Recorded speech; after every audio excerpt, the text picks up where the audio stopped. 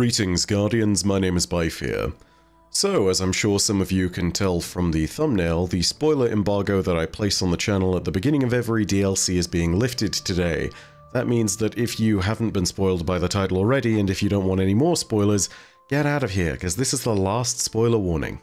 With that said, today we're going to dive into a video that's all about Nezarec, who is taking a really prominent place in the lore of this expansion, and it seems more and more likely, not just by the naming of certain things, but also by the indication of what's going on, that he is going to be somewhere in the raid. So, today we're going to talk a lot about Nezarec. We're going to go ahead and talk about new things that have happened and new bits and pieces that have emerged. I know the seasonal story comes out today. I'll have a video on that tomorrow, assuming that there is anything worthy of Nezarec's discussion. Even if there isn't, video on that tomorrow. But the point is, Nezarec is our topic today. And if you've not seen me talk about them before, then the spoiler thing is probably working. Yeah, I've done 4 different videos at this point where I've mentioned Nezarec, including this one. So I'm just going to go ahead and, link those up in the top right. You should see a card, and hopefully all 3 videos will be linked under that, but the point is, go ahead and check there. I had assumptions that I made, and assumptions that I updated, and when you watch all of those, you'll be up to date before you start watching this video. So, with that said, what am I looking into today? Well, we're going to start with some lore that is much more easily confirmed. We're going to then move into some speculation about who Nezarec is, and then I'm going to post a wild theory about who Nezarec is analogous to, and who we can see his inspiration was, and thus we can use it to at very least understand a few more of his motivations. Not sure how long this video is going to be, but the script is 7 pages, so buckle in, this is probably going to be a big one. So with all of that said, let's jump in. The first thing I wanted to point everyone's attention to is some lore that we get pretty directly from Nezarec themselves. Nezarec talks to a bunch of different people when we're doing the terminal overload activity, mostly us, sometimes refers to things being done by the Neomuni, but in this instance, they talk about the Scions. Listen to what he has to say. Scions, do you still adore me? Worship me? Hang on, did it just say Scions? Maybe it is on the Shadow Legion side. I'll make sure you do. Or maybe not. This is going to start a massive thread that we need to unravel right away. Yes, Strand joke, not intended, but I mean, you know, whatever. The Scions used to worship Nezarec is the big revelation that we seem to see from here. Now, that seems like quite a leap at first, but then again, this is coming directly from Nezarec, who, as best we know, has no reason to lie about all of this. And then we hear something more from Gisul Colorando on the Neomuna Civil News, which gives us a little bit more context as to the nature of Nezarec's relationship with the Scions. Take a listen to this.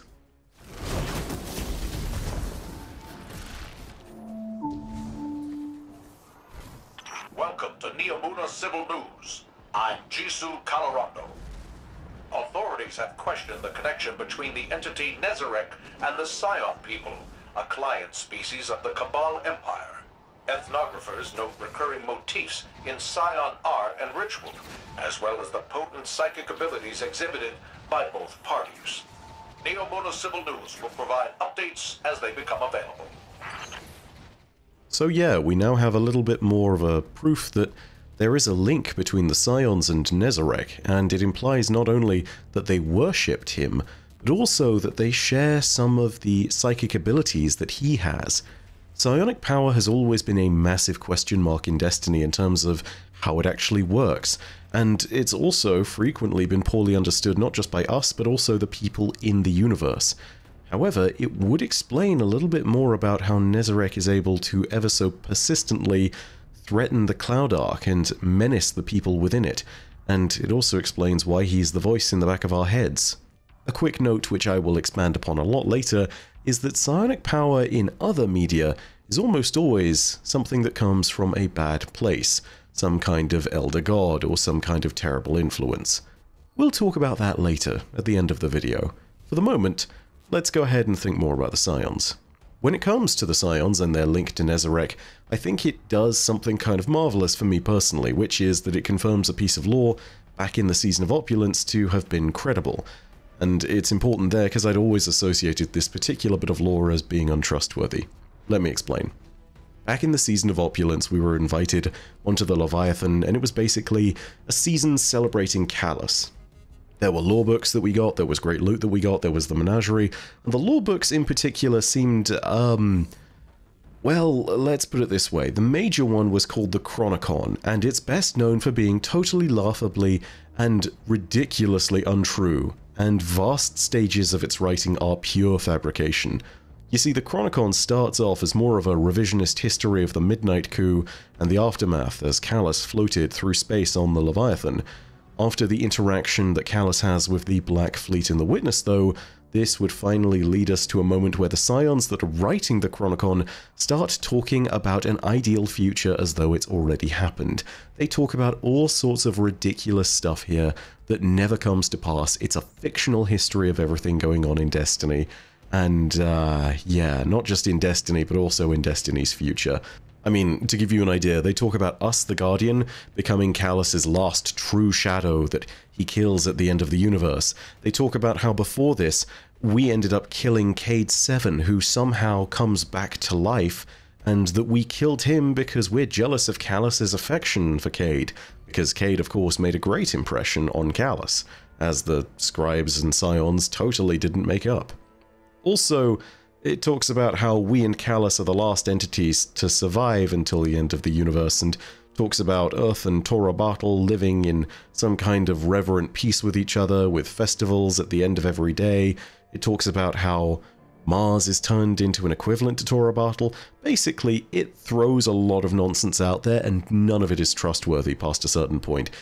It's all about basically making Calus seem larger than life. It's all about aggrandizing Calus and showing the truth, as they would put it, of Calus's ascension. This, of course, is... I mean, none of this happens. It's all a total fabrication. It just basically shows that you can't trust anything in Chronicon. Yeah, it's ridiculous. And you see, the thing is, Chronicon created so many lies back in the Season of Opulence that I thought that you really couldn't trust anything that was coming out of the lore in that season, because it was all given a perspective that made Calus seem better than he actually was or is, and was willing to flat out lie to our face. But you see, there was another lore book from that season, and I think that I unfairly tarred it with the same skeptical brush, and that was the Confessions lore book. The lore book is told from the perspective of one of Calus's Scion counselors, a Scion called Match. Now, this book still has a lot of good things to say about Calus on balance, and I think it contains a fair argument that almost makes Calus seem reasonable by his own twisted logic. At first, I figured that the objective of this book was a more insidious one: present us with Match as a character who doesn't immediately agree with everything that Calus is doing, present the reason why Calus's logic is correct, and then ultimately create a more justifiable admiration for Calus through Match's eyes as they ultimately say, yeah, no, Calus was right all along. Now, that doesn't seem out of the realm of possibility, but learning new things about Nezarec and their relationship to the Scions makes me think that we need to re-examine what's said by Match in this lore book, and there is a passage in particular that I think is really important. I need you to read Entry 8 with me. In this entry, Match, after a long period of uncertainty, goes to Calus to confess that he still worships the old gods of his culture. This is a secret he's kept from Calus, and one that goes in contradiction to Calus's own laws, which seem to state that he is not only divine, but that he is also the only thing that should be worshipped, as much of a lie as all of that ends up being. Here is the passage in question. By the mind of Match, priest of the Chalice, upon the Leviathan where my temple now stands, today I fill the Y-goblet with praise for my emperor, Calus, once and future sovereign, so that my ancestors may know his generosity. I told him. He has decided where he will make everything ready for death. The Leviathan's course is set for a far system where the traveler awaits. His shadows are already on their way to kill Gaul, or to die in the attempt. How could I betray him? in this time of endings, by keeping a secret he has asked to share. I went to him as he bathed in his royal pool, for his proxies are, of course, as exquisitely sensual as his old form. I shed my garments, there being no more taboo between us than between two animals, and sat beside him in the glow of his comfort. "Your Majesty," I said, "I kept a secret from you." I explained how I worshipped my ancestors and the sacred chalice that cupped their spirits. I admitted that I had put these beliefs before him in my heart. He listened as I told him how the ancient god thoughts of my people, the operant overlords who dominated our prehistory by sheer mental penetration, had exterminated my faith for daring to see a spark of the divine in every common person. That last paragraph is what's really important. The mention of the ancient god thoughts of the Scion people who wiped out their old faith is something that we really need to think about in relation to Nezarec. It stinks of Nezarec. It's something which maybe aligns with his goals, and you know what? We know that this particular bit about an old Scion faith being wiped out internally is correct, and we know it because of the old Vox Obscura missions and Eurex's broadcasts, in particular the third week's broadcast. Take a listen to this. This message shows some sort of Scion ritual. No. A religious ceremony. It's in the far past. So distant. Before their assimilation into the Cabal. The feeling is difficult to describe, but I know it well. Something like militant nostalgia. The ritual leader, an elder, is speaking about how the spark of divinity exists in all of us. How we are unified beyond death. An eternal chorus. It's peaceful. And utter nonsense. Those beliefs were brutally subjugated by the Scions themselves long before we conquered them. Eurex clearly wishes to stir a sense of forgotten psionic unity under the banners of Callus and the Black Fleet. Theoretically, one could extrapolate that Nezarec was involved in some respect with Scion history, and perhaps either enhanced or even gave them access to their psionic powers. The power of the Scions is compared as similar to that of Nezarec, and it therefore seems to flow that Nezarec might have been some primordial influence. My best guess, and I think the most common one, is that Nezarec was one of, if not the entirety of, the so-called god thoughts that Match was talking about, an operant overlord that dominated Scion history by sheer mental might. I think the thing that we can start to really speculate about is that Nezarec is a sort of psychic cultural infiltrator, someone who worms his way into the minds of a species and then alters them for a purpose unforeseen to the rest of us. It most definitely seems to be the case that this is what he has done in pre-Golden Age Earth. It seems like this may be what has been done to the Scion people after their Y-goblet, the chalice of their ancestors, was wiped away as a religion. It seems as though it may have gone on in a few other places. But we'll talk about that in just a second. More importantly, I think it is worth paying attention to what's going on in Neomuna, because right now it seems as though psychic infiltration is exactly what's happening to the Neomuni in the Cloud Ark. I won't play all of the different clips, but to summarize, the people in Neomuni are quoted as having nightmares, that the name Nezarec continuously seems to be coming up, that they're having trouble sleeping, that the first ever instance of a cryopod murder was reported, that several youths were found messing around with key infrastructure, and that the citizens of Neomuna are getting a sense that something ominous is on its way. All of this seems to point to Nezarec's encroaching shadow, and the greater influence that they're pressing onto the network of citizens in the Cloud Ark. It's at this point that I want to relay something back to you. What is it that Nezarec wants? This is something which will lead us to our next point here, and I wanted to play a couple of lines of dialogue to try and give everybody some context as to Nezarec's desires. I want to say that these aren't specific desires, such as claiming the veil or finding that perfect blueberry muffin. These are more generalist ideas, things that Nezarec has a preference to. Take a listen. So much pain and fear within the darkness here. It's so satisfying. I will consume it once more. Did you both hear that? Was that the voice the citizens have been mentioning? This is far too similar to the nightmares we encountered on the Leviathan.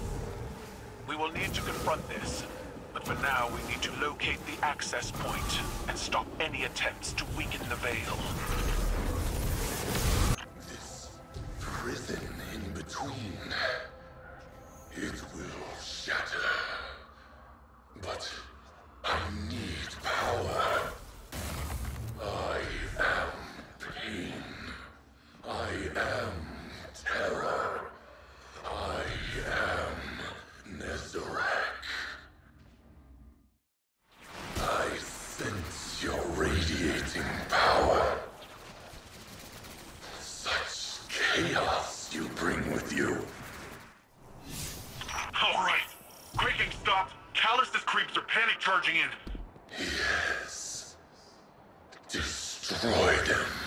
And the Whispers are back. Great. At least we know it's not coming from the Legion's array. But where?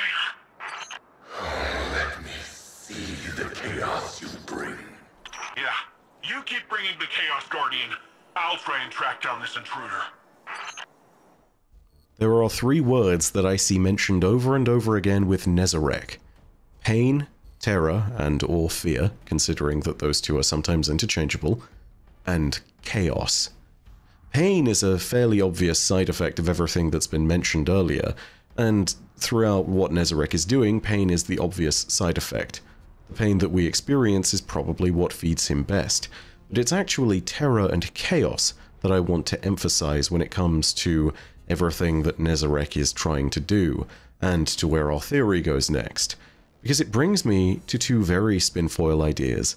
The first of which is one related to Destiny's own lore, the second of which bleeds out into further lore about a different mythos. The first theory is related to an old Eliksni legend that some of you will doubtless remember. But for those of you who haven't heard it from the season of the Splicer, take it away, Mithrax. Tell us about Skira.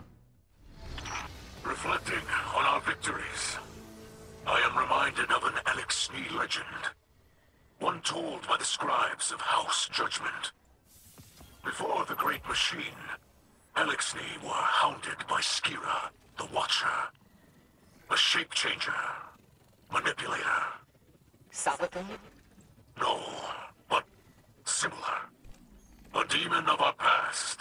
Defeated. How? Not with weapons or words, but with silence. Our fear and belief made Skira powerful. When we ceased being afraid, Skira ceased to be. Word only that simple, Mithrax. Skira the Watcher was a shape-changer and manipulator. Manipulator being a key part of what Nezarec seems to do. Silence defeating Skira and thus depriving it of fear and belief is important to note because there are some really interesting comparisons to what happens to the Scions and their god thoughts. Let's go ahead and lay out the possibility that Nezarec and Skira are one and the same for just a second. Let's see if that actually makes some sense. In both cultures, Nezarec arrives in the guise of the god thoughts for the Scions, in the form of Skira for the Eliksni. The Scions, who are much more mentally proficient, I would say, are thought to potentially be more susceptible to Nezarec's influence, being creatures that are more of mind than body.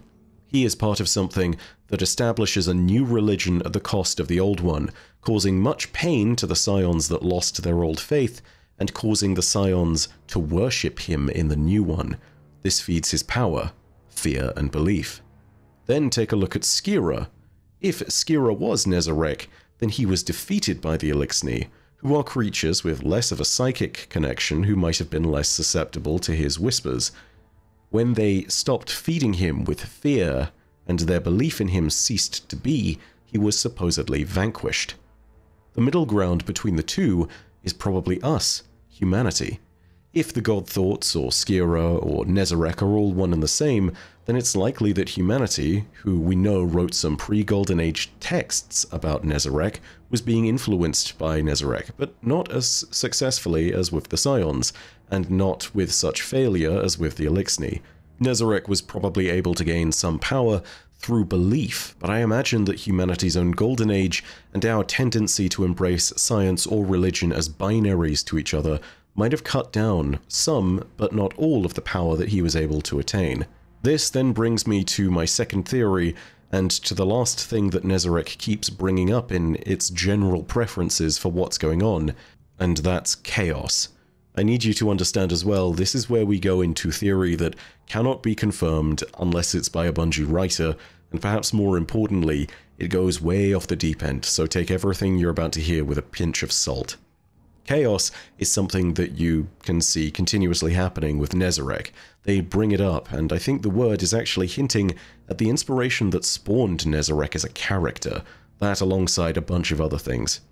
I think, to put it simply, and to use a name that some of you will not know, that Nezarec is a destiny analogue to an outer god from the Lovecraftian mythos known as Nyarlathotep. Whilst other outer gods from the mythos such as Cthulhu are much better known, Nyarlathotep is unquestionably one of the more important characters in Lovecraft's mythos, and we're going to draw a few parallels here for a second because I think the comparison is really uncanny. Take a listen here for a moment to some things that Nezarec says about chaos. Such chaos you bring with you. Oh, let me see the chaos you bring. That's what Nezarec says. Nyarlathotep is often referred to by a bunch of different titles, the last and most well identified of which is that of the Crawling Chaos. It may be the case that Nezarec mentions this word twice, and that's not quite enough to link things together definitively, but I think it would be fair to say that that is what's being spread in the citizens of Neomuna. Chaos. Whether that's the case of just simply murders here and there randomly, or the general lack of sleep, it is something that fits generally with the agenda of Nyarlathotep and Nezarec. More importantly, and we'll get back to this in a moment, I think a lot of what's happening in Neomuna seems to fit in broad terms with the actual short story entitled Nyarlathotep by Lovecraft. This describes Nyarlathotep as coming out of Egypt and entering general human civilization, and at that moment in time, chaos starts to follow Nyarlathotep around, and unsettling nightmares follow too. More on that in a moment, but it's worth noting that Nyarlathotep seems to have taken on the moniker of an old pharaoh from Egypt, and I mean, you know, pyramids in Egypt, pyramid ships in Destiny, there's a very obvious on-the-nose reference there, but moving on.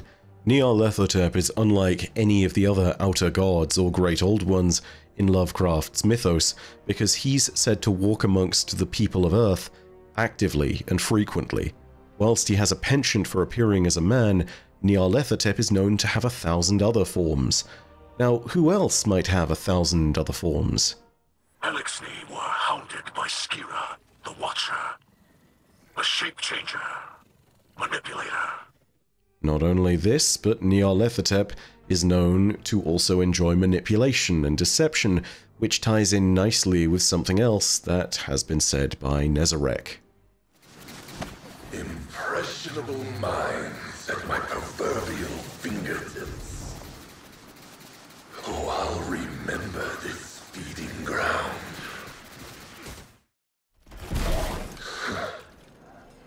Line after line of circuitry, beckoning corruption. Beings become perfectly malleable after so many hours of mind-numbing fun. Corruption and malleable, aka shapeable and changeable and easily influenceable minds. That sounds like something that a corruptor and manipulator would most definitely be inclined to seek out.